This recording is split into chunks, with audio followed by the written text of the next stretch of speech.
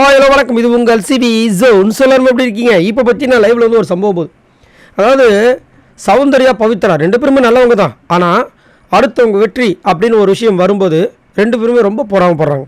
அது நல்லாவே தெரியுது. ஏன்னா வந்தவங்க எல்லாரும் முத்துக்குமாரனுக்காக வந்துட்டு ஒரு சில விஷயங்கள், இப்போ வர்ஷினி வெங்கட் முத்துக்குமார் தான் எனக்கு ரொம்ப ஃபேவரட் அப்படின்னு சொல்லிட்டாங்க, ஜாக்லின்னு சொல்லிட்டாங்க. அதே மாதிரி ஃபேட்மேன் ரவீந்தர் சொல்லாமல் அடித்தார். அதுக்கப்புறம் ரியா வந்தவொடனே அந்த இதை கொடுத்துட்டு மெடலை கொடுத்துட்டு சூப்பராக வந்து ஒரு சில விஷயங்கள் பேசுகிறாங்க. சுனிதா பேசுகிறாங்க. இப்படி எல்லோரும் பேசவே ஒரு சில பேர் சைலண்டாக எடுத்துக்கிறாங்க. சரி, ஓகே, நம்ம கேமை விட அவர் கேம் நல்லா இருக்குது, வெளியே ரீச் ஆகிருக்காரு. ஆனால் ஒரு சில பேருக்கு ஏற்றுக்க முடியல. சரி, ஏற்றுக்க முடியலன்னா தன் பக்கம் என்ன இருக்குன்றதை அவங்க கவனிக்க மாட்டாங்க. இன்றைக்கி பவித்ராக்கு ரியா வந்துட்டு கேம் ஓவர்னு ஒன்று கொடுத்தாங்க. சௌந்தர்யாவுக்கு நீ இது வரைக்கும் என்ன பண்ணியிருக்குன்னு கேட்டாங்க சுனிதா. ஏதாவது ரெண்டு பேருக்கு பதில் இருக்கா? ஒன்றுமே இல்லை, மண்டையை மட்டும் ஆட்டுறாங்க. ஆனால் இங்கே வந்து என்ன பண்ணுறாங்க, முத்துக்குமார்னு அவ்வளோ பேச்சு பேசுகிறாங்க. என்ன சொல்கிறாங்கன்னா, முதலையே தெரிஞ்சிருந்தா நாம் முத்துவை தாண்டி போயிருக்கலாம், முத்துவை பற்றி தெரிஞ்சிருந்தா நம்ம முத்துவை தாண்டி போயிருக்கலாம். அதேமாதிரி பாய்ஸ் வர்சஸ் கேர்ள்ஸால் தான் வந்து நம்மளால் வந்துட்டு முத்துவை வந்து புரிஞ்சிக்க முடியாமல் போயிடுச்சு. எப்படி பாய்ஸ் வர்சஸ் கேர்ள்ஸால் தான் நம்மளுக்கு வந்துட்டு முத்துவை வந்து புரிஞ்சிக்க முடியாமல் போயிடுச்சு. சரி, மற்ற ஜென்ஸ்லாம் இருக்காங்களே, அவங்களெல்லாம் நல்லா புரிஞ்சுக்கிட்டீங்களா? ரயானையே புரிஞ்சிக்க முடியல, திடீர்னு வந்து டிடிஎஃப்பில் தான் பயங்கரமாக பண்ணுறாரு, அதையே உங்களுக்கு புரிஞ்சிக்க முடியல. இதில் இவரை அதுக்கப்புறம் என்ன சொல்கிறாங்க, இதே ஃபஸ்ட்டு டேலேருந்து இண்டிவிஜுவல் கேம் மட்டும் ஸ்டார்ட் ஆகிருந்தது, இப்போ இங்கே நடக்கிறது வேறான்றாங்க.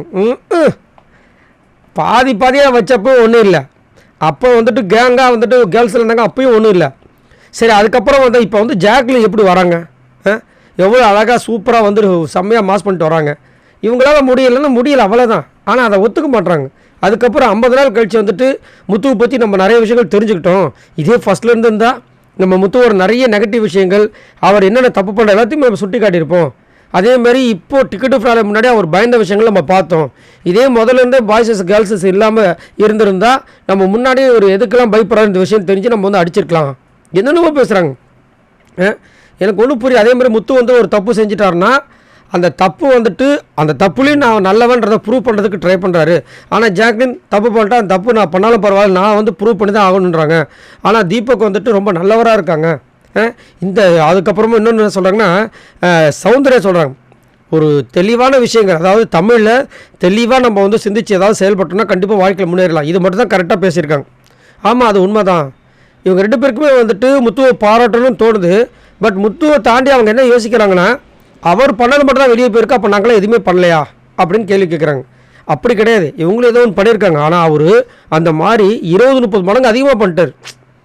அதுதான் விஷயம். அதே மாதிரி இவங்க இங்கே வந்து இப்படி வந்து பேச வேண்டிய அவசியமே இல்லை. இப்போ மற்றவங்களாம் பாருங்கள், எல்லாருக்கும் புரியும். அருணுக்கு தெரியும், தீபக்கு தெரியும், ஜாக்லினுக்கு தெரியும். ஏன் இப்போ பேசலை? ஏன்னா இப்போ பேசினா வேலைக்கு ஆகாது, இது மக்கள் மத்தியில் வந்துட்டு கரெக்டாக ஃபோக்கஸில் இருக்கணும். ஆனால் இவங்க ரெண்டு பேரும் இன்னுமே கேமை புரிஞ்சிக்காமல் இப்பயும் வந்துட்டு முத்துக்குமார் வந்துட்டு அவன் மட்டும் தான் வெளியில் தெரிஞ்சிருக்கான், நான் எதுவுமே தெரியல, அவனை நான் ஃபஸ்ட்டு நாள்லேருந்தே வந்துட்டு பாய்ஸ் கேர்ள்ஸ் இல்லாமல் இருந்ததுன்னா நான் முத்துவெல்லாம் முன்னாடியே வந்து கண்டுபிடிச்சிருப்பேன், முத்துவை நான் தாண்டி வந்திருப்பேன். இது மாதிரி பேசிகிட்டு இருக்காங்க. என்னத்தான் சொல்லுவீங்க?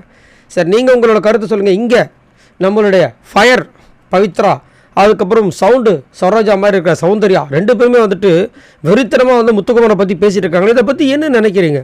ரெண்டு பேர் மேலேயும் பயங்கரமான குற்றச்சாட்டு என்னென்னா, ரெண்டு பேருமே டாஸ்க்கில் ஒன்றுமே இல்லைன்றது தான். ஆனால் முத்துக்குமார் வந்துட்டு சரியில்லைன்னு சொல்லி பேசிகிட்டு இருக்காங்க. இவங்களை பற்றி மறக்காமல் கமெண்ட்ஸ் பண்ணுங்கள். பாய் நண்பர்களே.